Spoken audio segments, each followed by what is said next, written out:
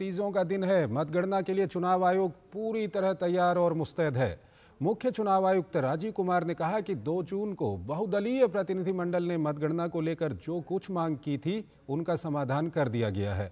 उन्होंने ये भी कहा कि बीते 70 सालों से चुनाव आयोग ऐसा करता रहा है।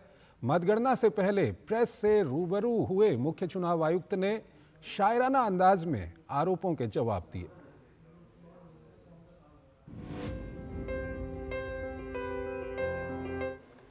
आजकल इल्जामातों का दौर बुलंद है, तलखियों का बाजार गर्म है। पंच को पहले ही घेर लो यानी पेशबंदी।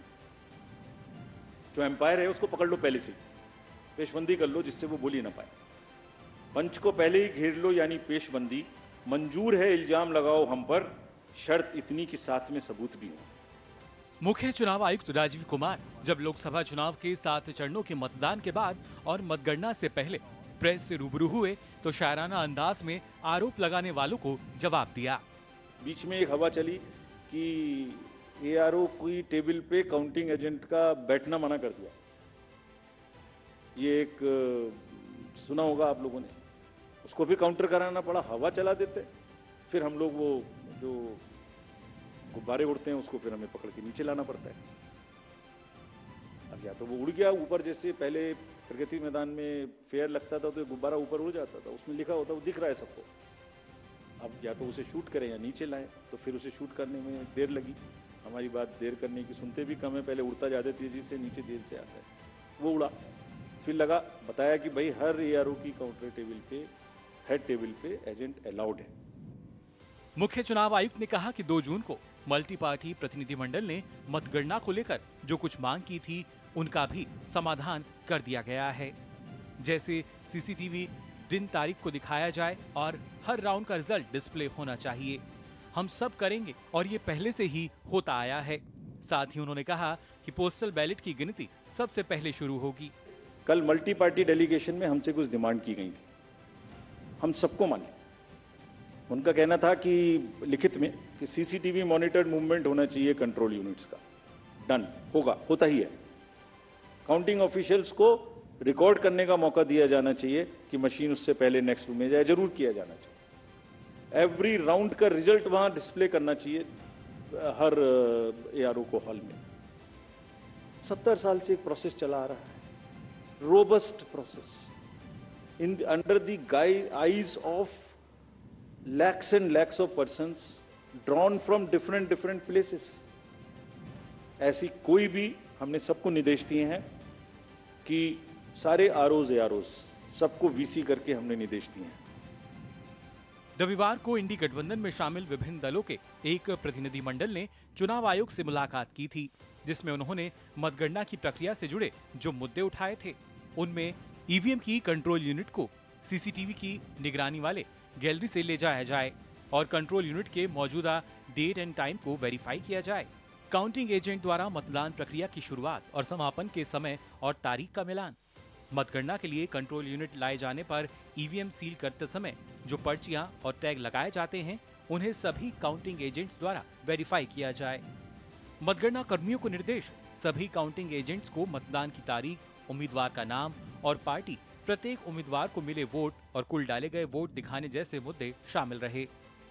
कांग्रेस नेता जयराम रमेश के आरोपों का जवाब देते हुए मुख्य चुनाव आयुक्त ने कहा कि 150 कलेक्टर्स को धमकाने वाली बात एक फेक नैरेटिव है। जयराम रमेश ने अमित शाह पर कलेक्टर्स को धमकाने का आरोप लगाया था।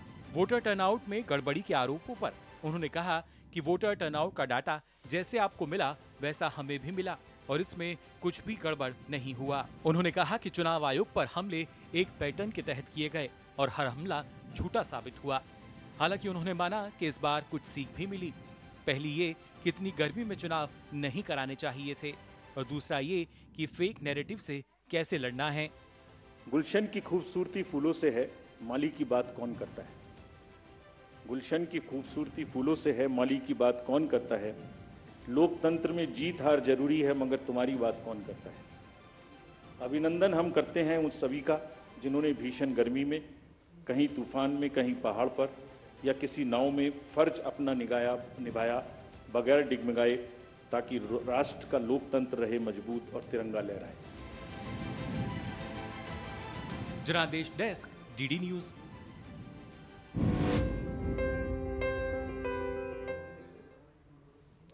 और चुनाव आयोग ने क्या कुछ कहा और कल मतगणना को लेकर के क्या कुछ तैयारियां हैं, हमारे साथ दो विशेष मेहमान यहां पर जुड़ रहे हैं। हमारे साथ अक्षय राउत हैं, पूर्व महानिदेशक हैं चुनाव आयोग के, साथ ही साथ हमारे साथ अनिल बंसल हमारे साथ जुड़ रहे हैं, वरिष्ठ पत्रकार हैं, साथ ही साथ ऋषि कुमार हमारे संवाददाता भी हमारे साथ जुड़ रहे हैं। आज दिन में जब चुनाव आयोग की प्रेस कॉन्फ्रेंस हो रही थी, ऋषि कुमार वहां पर मौजूद थे। सबसे पहले ऋषि कुमार, आपके पास ही आना चाहेंगे। चुनाव आयोग की आज की जो प्रेस कॉन्फ्रेंस थी काफ़ी महत्वपूर्ण थी। किस तरह से चुनाव चला, क्या कुछ व्यवस्थाएं की गई, वो सब चुनाव आयोग की ओर से बताई गई। और साथ ही साथ चुनाव आयोग ने ये भी कहा कि क्या कुछ सीख इन चुनावों से आयोग को मिली, ये भी वहां पर बताया गया। विस्तार से बताइए क्या कुछ रहा प्रेस कॉन्फ्रेंस में। प्रेस कॉन्फ्रेंस की बात करें तो चुनाव आयोग ने विस्तार से इस पूरे 18वीं लोकसभा के चुनाव का जवाब दिया। न सिर्फ जवाब दिया, इस पूरी प्रोसेस के दौरान जो भी उन पर आरोप लगे उनको उन्होंने या तो प्रेस के सवालों के माध्यम से या शो मोटो अपनी तरफ से संज्ञान लेते हुए सभी चीजों को स्पष्ट किया। इस दौरान 2024 के जो चुनाव थे, इस दौरान जो तमाम बातें हुई उनको लेकर उन्होंने एक तो शायराना अंदाज में और काफी गंभीर बात करते हुए भी उन्होंने इस बात को खारिज किया कि किसी भी तरीके की गड़बड़ी की गुंजाइश भारतीय जो चुनाव प्रणाली है उसमें है। उन्होंने कहा कि जिस तरीके से घड़ी की हर एक सुई काम करती है, सेकंड की सुई का क्या काम है, वो किस स्तर पर चलेगी, मिनट की सुई किस स्तर पर चलेगी और घंटे की सुई किस स्तर पर चलेगी, उसी तरीके से हमारी चुनाव प्रणाली एकदम रोबस्ट व्यवस्था को बनाकर आगे बढ़ती है और इसमें किसी भी तरीके का कोई भी टेम्परिंग या गड़बड़ी की गुंजाइश नहीं। जहां तक तमाम जो बातें रही, खासतौर से विपक्ष के द्वारा जो आरोप लगाए गए थे, उनको एक तो उन्होंने तहे दिल से कहा कि हम इसको स्वीकार करते हैं और ये स्वीकार सिर्फ उनके कहने से नहीं करते हैं, बल्कि ये पहले से ही इस्टेब्लिश फैक्ट है कि चुनाव आयोग जो वो मांग कर रहे हैं वो पहले से ही करता है। दूसरी बात ये कि ये जो फेक नैरेटिव वाला जो कंसेप्ट था, उन्होंने कहा कि हम इस मामले में थोड़ा सा चूक गए कि इस फेक नैरेटिव के लिए हमने कोई खास इंतजाम नहीं किए। उन्होंने कहा कि हमने इंतजाम तो इस बात के किए थे कि कैसे बेहतर चुनाव कराए जाए, हमने तो इंतजाम इस बात के किए थे कि कैसे अगर कोई बाहर की सरहद से बाहर का कोई फेक नैरेटिव हो तो उससे कैसे निपटा जाए, और इस मामले में वो सफल भी रहे। लेकिन उन्होंने कहा कि घर के अंदर ही जब फेक नैरेटिव बनाए गए तो ये प्रेस कॉन्फ्रेंस करना जरूरी था, उन सब बातों का जवाब देना जरूरी था जो कि बेवजह उठाए गए, शक के आधार पर उठाए गए। तो इस प्रेस कॉन्फ्रेंस का सीधा सीधा मकसद था कि आयोग को जो फ्री एंड फेयर इलेक्शन कराने का जो उनको अधिकार और कमिटमेंट होता है संविधान में, उन्होंने इस बात को अपनी प्रेस कॉन्फ्रेंस के माध्यम से एस्टैब्लिश करने की कोशिश की कि हम इस बात को पूरी शिद्दत के साथ निभा रहे हैं और हम इसमें किसी भी तरीके की पार्टी नहीं है। हमारे लिए कौन जीतता है कौन हारता है इससे कोई मतलब नहीं होता है, और ये आज का नहीं है, ये हमेशा से ही चुनाव आयोग का काम रहा है। इसी वजह से देश में सत्ताओं का परिवर्तन हुआ है। ये जो पूरी की पूरी बात है जिसमें खासतौर से जो बड़े बड़े आरोप भी थे, उनको भी उन्होंने कहा कि बेवजह सबूत के आप जब कोई आरोप लगाते हैं तो उनका क्या हश्र होता है। उन्होंने कहा कि गुब्बारे में हवा भरने की तरह होता है। तो चुनाव आयोग ने एक तरीके से आज पूरे देश की जनता के सामने इस बात को एस्टैब्लिश किया कि आयोग एक गंभीर प्रयास के तहत देश में चुनाव कराता है और इसमें किसी भी तरीके की कोई भी गड़बड़ी की या कहे कि इसमें किसी भी तरीके की। ठीक है ऋषि, अक्षय राउत जी हमारे साथ जुड़े हुए हैं, वो चुनाव आयोग के साथ लंबे समय से वो रहे हुए हैं, उनके पास हम चलेंगे। अक्षय राउत जी, अगर हम भारत के चुनावों की बात करें तो दुनिया के चुनावों से इसको किस तरह से हम अलग से देख सकते हैं? जो आपको अभी बताया गया, जो पॉजिटिव लिस्ट आपके सामने दिया गया कमीशन की तरफ से, ऐसे 7 फेज के चुनाव के दौरान तो बहुत सारे चीज नजर में आ गया था। इससे ये पता लगता है कि जो भारत की जो चुनाव है कितना अनोखा है। इसका साइज बोलिए, क्वालिटी बोलिए, दोनों चीज, खाली क्वांटिटी नहीं क्वालिटी बोलिए। जैसे आज जिक्र हुआ कि वोटिंग कितना हुआ, एब्सोल्यूट नंबर में तो ये वर्ल्ड के रिकॉर्ड है, 64.2 करोड़, ये है वर्ल्ड के रिकॉर्ड। वुमेन पार्टिसिपेशन भी वर्ल्ड के रिकॉर्ड है, एब्सोल्यूट नंबर में तो रिकॉर्ड है। उसके बाद आप अगर सोचेंगे कि particularly vulnerable tribal group participate किए, ग्रेट निकोबर के शोम्पेन ट्राइब पहली बार वोट दिए, या 85 ईयर ओल्ड को घर से वोट दिलाने का जो सुविधा दी गई और उसको जो उन्होंने अवेल किया, और बहुत सारे चीज ऐसे रहा है जो कि तरह तरह, जैसे कि मान लीजिए छत्तीसगढ़ वगैरह की जो एलडब्ल्यू इलाके से पहली बार पोलिंग स्टेशन लगा के वोट लाया गया। जी। अब मणिपुर, जम्मू एंड कश्मीर का थोड़ी सी आप भूलना नहीं चाहिए। जम्मू एंड कश्मीर में जो एक उत्साह दिखा गया है और जो जिस तरह से डेमोक्रेटिक पार्टिसिपेशन हुआ 58% से भी ज्यादा है, ये सब एक मिसाल है दुनिया के लिए। क्योंकि दुनिया में तरह तरह की बात होता है, तरह तरह की इलेक्शन होता है। हमने देखा है कि जैसे यूएस में किसी इलेक्शन को, लास्ट इलेक्शन को थोड़ा नकारा गया। जब ब्राजील का इतिहास हम देख रहे हैं कि ब्राजील में भी इलेक्शन के बाद क्या गड़बड़े हुए, लेकिन हमारे इलेक्शन एक है गोल्ड स्टैंडर्ड बताया गया है, और वो गोल्ड स्टैंडर्ड 2024 में तंदुरुस्त तरीके से और भी कायम रहा। उसका एक पॉजिटिव लिस्ट आपको देखने मिला जब इलेक्शन कमीशन ने प्रेस कॉन्फ्रेंस किया। जी। तो ये पॉजिटिव लिस्ट जो है लंबी है, और एक के बाद एक सीख मिलता है। और हर चुनाव के बाद आप 70 ईयर्स के इतिहास ने का जिक्र किया गया। इसमें 17 लोकसभा चुनाव हो गए, 400 से ज्यादा हो गए असेंबली इलेक्शन। लेकिन हमेशा हमेशा हमारे जो क्वालिटी ऑफ इलेक्शन है, इसमें इसका पर कोई क्रेडिबिलिटी जो है, जो लूजर है वो भी नमस्ते करके कुर्सी छोड़ के चला जाता है। कोई कभी इसके ऊपर कोई शंकाएं नहीं हुई है अभी तक। और ये जो प्रश्न कभी कभी आते हैं, जो प्रश्न डेमोक्रेसी में आना, इलेक्शन मैनेजमेंट में आना स्वाभाविक है, आना भी चाहिए, और आने से उसका जवाब भी देना चाहिए। लेकिन जो डिस्ट्रस्ट की माहौल अगर कुछ क्रिएट किया जाए तो वो सही नहीं है। शायद वो सीईसी उसकी तरफ भी इशारा कर रहे थे कि ऐसे नहीं कि आप गुब्बारा छोड़िए आसमान में, कुछ भी कुछ बोलते रहिए।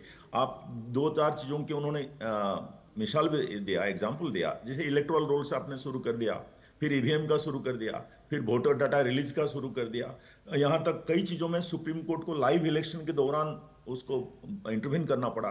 ये सब हमको कहाँ तक लेता है? जितना हम लार्ज मेजॉरिटी का इतना बड़ा डेमोक्रेसी है, मेच्योर होते जा रहे हैं, मुझे लग रहा है कि ये कुछ चीजों को हमें पीछे छोड़ देना चाहिए। बिकॉज इट्स फाइनली इट्स ये इंडिया की प्राइड है। और आज की तारीख में अगर जीत हुआ है किसका, ये काउंटिंग तो होगा, वो काउंटिंग की जीत के बारे में नहीं बोल रहा हूं, इलेक्शन में वोटर का जीत है। आप देखिए, मैं एक चीज आपको बताऊंगा, क्योंकि आपने बताया कि आप कैसे देख रहे हैं पूरा पर्सपेक्टिव में। अगर 65% के ऊपर भी अगर टोटल टर्नआउट होता है, जो होगा ही लग रहा है, 66% तक जा सकता है ओवरऑल टर्नआउट जब काउंटिंग का पूरा आ जाएगा सामने, तो ये भी इंडिया की इलेक्टोरल हिस्ट्री में तीसरी बार ऐसे होगा जहां कि हम 65 के ऊपर जा रहे हैं। ये अपने आप में एक उपलब्धि है परसेंटेज के हिसाब से। एब्सोल्यूट में तो रिकॉर्ड है ही, लेकिन परसेंटेज के हिसाब से बहुत आगे जा रहे हैं। और जो फूंक फूंक के इलेक्शन कमीशन को जैसे बोलते हैं ना, इलेक्शन मैनेजमेंट जो है लाइक सीजर्स वाइफ, आप खाली सही नहीं रहेंगे, सही होते दिखना भी चाहिए। तो ये सब इलेक्शन कमीशन ने लास्ट 2 महीने से 2.5 महीने से, एक मैं प्लानिंग का प्रिपरेशन के बारे में बात नहीं कर रहा हूं, जब से 16 मार्च को इलेक्शन अनाउंस हुआ, इलेक्शन टाइम शुरू हुआ, हर फेज में, उसका पहले, उसके दौरान और उसके बाद जिस जिस तरह से काम हुआ, वो प्रोसीजर्स जो हैं इतना वेल डॉक्यूमेंटेड है। जैसे कि एक बात आज चर्चा हो रहा है काउंटिंग के, जो कि कल होने वाला है, लेकिन काउंटिंग का प्रोसीजर इतना डिटेल है और इतना फुल प्रूफ है, और 70-80 लाख लोगों के बीच में होता है। खाली वो सारे ऑफिसर नहीं है, सारे पार्टी के नुमाइंदे भी है। तो उसके सामने अगर आप उसको भी क्वेश्चन करते रहेंगे, और लेकिन ये कमीशन को भी थोड़ा सा आपको कॉम्प्लीमेंट करना पड़ेगा, क्योंकि इस प्रेशर का के दौरान भी लोग आए और उन्होंने जो जो लिस्टेड कंप्लेंट दिया था राइटिंग में, एक एक करके उन्होंने सब टिक किया कि हाँ ये भी कर लेंगे, ये भी कर लेंगे, ये भी कर लेंगे, कोई प्रॉब्लम नहीं है। ये होता है जो इंडिया के डायलॉग की मैच्योरिटी, पॉलिटिकल कंटेस्टेशन की मैच्योरिटी, और इलेक्शन मैनेजमेंट की मैच्योरिटी, और वोटर्स की मैच्योरिटी, वोटर पार्टिसिपेशन की मैच्योरिटी। ये चारों चीज मिलकर हमारा डेमोक्रेसी मजबूत होता है। और मैं इस इलेक्शन को बहुत एक अच्छा माइलस्टोन के हिसाब से देखता हूं कि आगे जो दौर चल पड़ा है 1951 से लेकर, ठीक है सर, कुछ और मुद्दे हैं, अभी उन पर हम बातचीत करेंगे। उससे पहले एक अनिल बंसल जी के पास हम जाना चाहेंगे। अनिल बंसल जी, अगर जो भारत की चुनाव प्रक्रिया काफ़ी अच्छे तरह से, कितनी बड़ी चुनौती होती है, किस तरह से उस चुनाव प्रक्रिया को किया जाता है, ये अक्षय राउत जी ने भी दर्शकों के सामने रखा। इस बार का अगर 2024 के चुनाव की हम बात करें तो कहीं पे कोई हिंसा की खबर नहीं आई, काफ़ी शांति से इस बार का चुनाव रहा, और कुछ मुद्दे हैं उसमें जिस पर अभी हम बात करेंगे, लेकिन ये कहीं से कोई हिंसा की खबर नहीं आई। कितनी बड़ी सफलता चुनाव आयोग की आप मानते हैं? देखिए, निश्चित रूप से लगातार हम देख रहे हैं कई चुनावों से, पहले चुनावों में हिंसा की खबरें आती थी जगह जगह से। जैसे जैसे हमारा लोकतंत्र परिपक्व हुआ है, वैसे वैसे इस तरह की हिंसा की घटनाएं खत्म हो रही हैं। और चुनाव आयोग भी चाक चौबंद है, बहुत पुख्ता बंदोबस्त है, बहुत निगरानी है, अर्धसैनिक बल भी है, राज्यों की पुलिस भी है। मुझे लगता है जब आरोप लगते हैं किसी भी तरीके के, तो वो मुझे अखरता है। इसलिए अखरता है क्योंकि ये तंत्र कोई एक चुनाव आयुक्त है वो चुनाव नहीं कराते। मान लो हम ये मान लें कि मुख्य चुनाव आयुक्त की किसी दल के प्रति कोई सहानुभूति है या हमदर्दी है, तो वो अकेले क्या करेंगे? इतने लाखों लोग इस चुनाव प्रक्रिया में लगते हैं, सब सरकारी लोग हैं, सब भरोसेमंद हैं, सबकी निष्ठा है, सबकी साख है, और सब सिर्फ अपने कर्तव्य का निर्वाह करते हैं। वो कोई किसी दल के प्रति निष्ठा, किसी दल के प्रति उम्मीदवार के प्रति लगाव, इस तरह का भाव हमारे चुनाव की प्रक्रिया में कभी दिखाई ही नहीं देता। और अगर कहीं होता भी है कोई ऐसी बात, तो चुनाव आयोग उस पर वार्निंग देता है, ऐसे लोगों को हटाता है। और चुनाव के दौरान भी जो ऐसा राजीव कुमार जी ने जिक्र किया, कई राज्यों के मुख्यमंत्रियों के सचिवों को उन्होंने हटाने का निर्देश दिया। तो उनका काम निष्पक्ष ढंग से चुनाव कराना है। जनता जिसको चुनती है वो चुना जाए, उनको फर्क नहीं पड़ता। उन्होंने इस बात को स्पष्ट किया। और देखिए 1991 से पहले तक तब तो एक ही चुनाव आयुक्त होते थे, अब तो बहुसदस्यीय चुनाव आयोग है, 3 होते मुख्य चुनाव आयुक्त तो 2 चुनाव आयुक्त, और बहुत ही पुख्ता व्यवस्था, पूरी पारदर्शिता, राज्यों के साथ परामर्श, राजनीतिक दलों के साथ परामर्श। जो आरोप की बात है, देखिए लोकतंत्र में ऐसा नहीं हो सकता कि लोग नुक्ताचीनी न करें, कि सिर्फ एक जैसी बात, बिल्कुल शांत वातावरण रहे। ये सब चलता है और ये चलता रहेगा। और मोटे तौर पर एक विकल्प फिर भी है हमारे पास, अगर कहीं किसी को लगता है कि गड़बड़ी हुई है, धांधली हुई है, तो हाईकोर्ट में चुनाव याचिका का विकल्प 12 महीने खुला हुआ रहता है, उससे कोई किसी को जो है रोकता नहीं है। ठीक है, ठीक है। अनिल जी, एक छोटा सा हमको यहाँ पर ब्रेक लेना है। ब्रेक के उस पार हम कुछ अन्य मामले भी आज की प्रेस कॉन्फ्रेंस से निकल कर आए हैं, उस पर हम बातचीत करेंगे। जीरा से प्यास बुझाए, डाइजेशन के लिए मस्त, शरीर में नमक पानी का बैलेंस बनाए।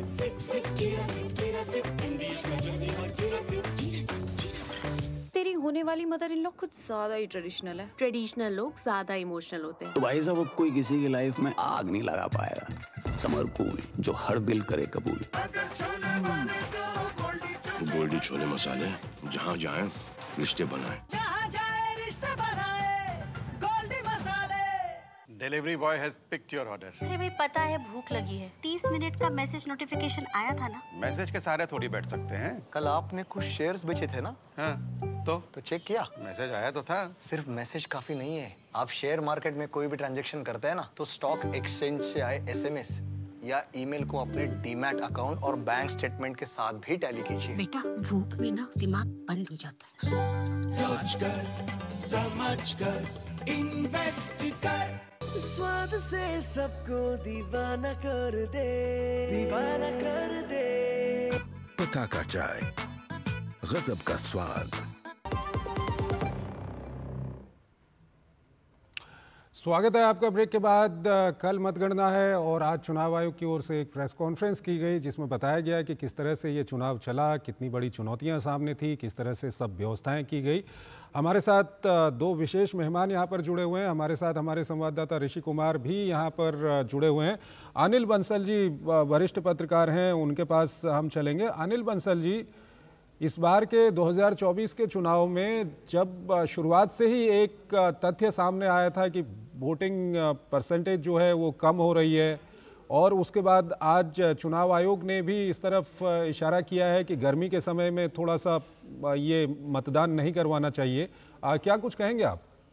देखिए, चुनाव आयोग के पास चॉइस कहाँ थी?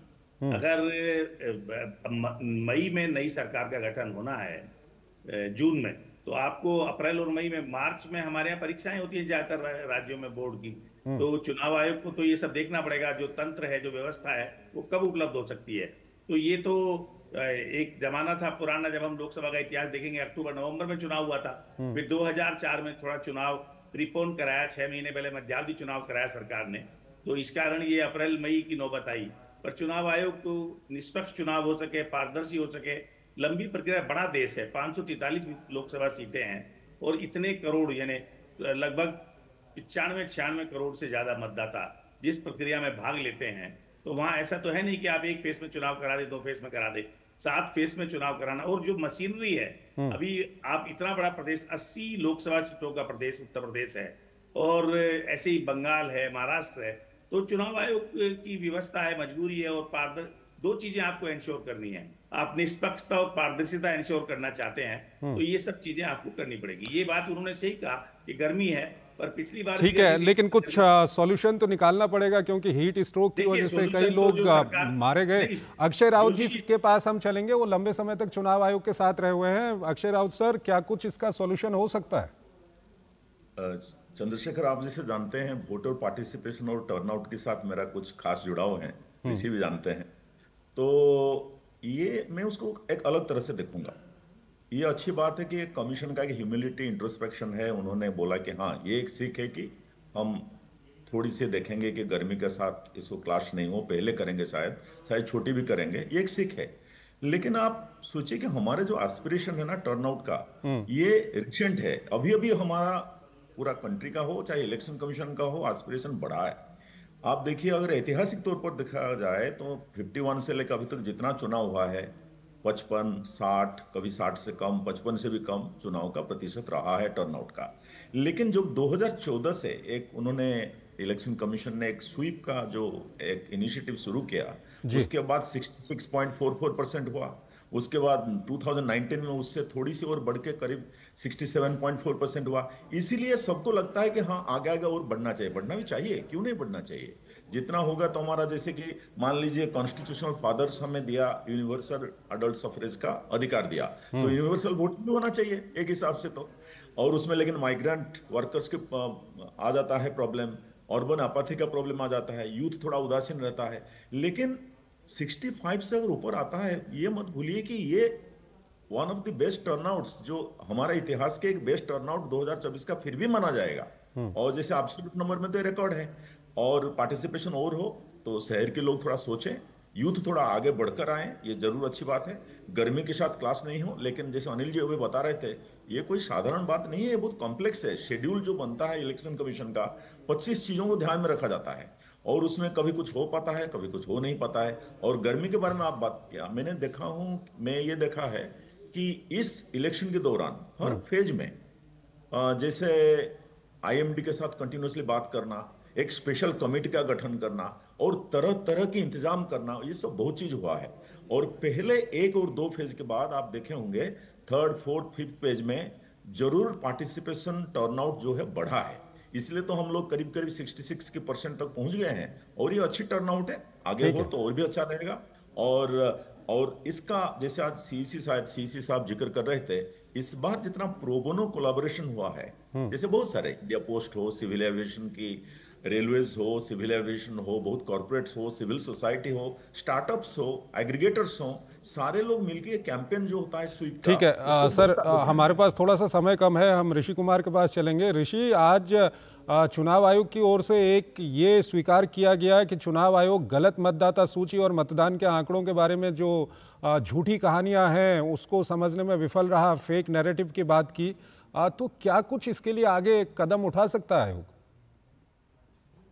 बिल्कुल, देखिए, उन्होंने इस बात को स्वीकारा और जो जब उनसे पूछा गया कि क्या आपने सीखा, क्या आपके सामने चुनौतियां रही, तो उन्होंने चुनौतियों में इस बात को शामिल किया कि जो फेक नैरेटिव था उसको तोड़ पाने में हालांकि वो सफल रहे, लेकिन वो लगातार बनता भी रहा। और इसी वजह से उन्होंने इस मामले में कहा कि ये होना तो नहीं चाहिए था, लेकिन आगे से इन सब चीज़ों को लेकर वो ध्यान रखेंगे।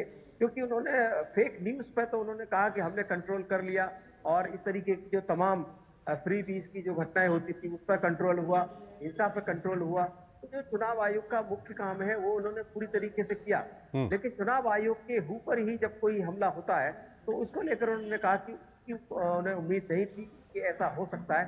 तो इसी वजह से इसको लेकर उन्होंने जरूर कहा कि आगे हमें देखना होगा किस तरीके से इस पर कोई समाधान, या क्योंकि इसमें सबसे बड़ी ताकत जनता ही होती है, वो जितना ज्यादा समझेगी इस तरीके की चीजें उतनी कम होगी। ठीक है, शुक्रिया आप तीनों का बहुत बहुत शुक्रिया हमारे इस कार्यक्रम में हमारे साथ जुड़ने के लिए। और अब हम दर्शकों को आगे लिए चलते हैं, अगली खबर की ओर दर्शकों को लिए चलते हैं। देश के सबसे बड़े सार्वजनिक प्रसारणकर्ता दूरदर्शन के चैनलों और आकाशवाणी पर मतगणना